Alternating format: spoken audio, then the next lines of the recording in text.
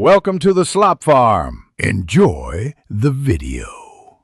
Start by gathering 5 pounds of tomatillos, 2 jalapenos, 1 medium white onion, 1 cup cilantro, 1 lime, and 1 teaspoon kosher salt. Remove the papery husks and rinse the tomatillos under cold water, then quarter them so they cook evenly when roasted. Peel the outer layer of the onion and have it through the root for easier chopping.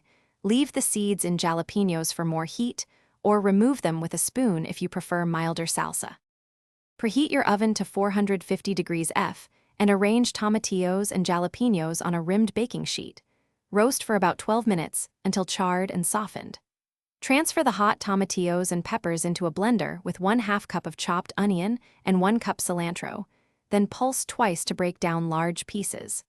Add 1 tablespoon fresh lime juice and 1 teaspoon kosher salt, then blend to a slightly chunky texture, scraping down the sides once so the mixture is balanced, and not once blended. Taste and adjust seasoning with up to 1 teaspoon more salt or extra lime juice to balance acidity and heat, remembering seasoning evolves after resting.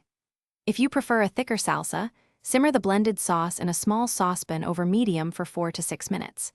For thinner consistency, whisk in 1 to 2 tablespoons of water until you reach the desired pourability.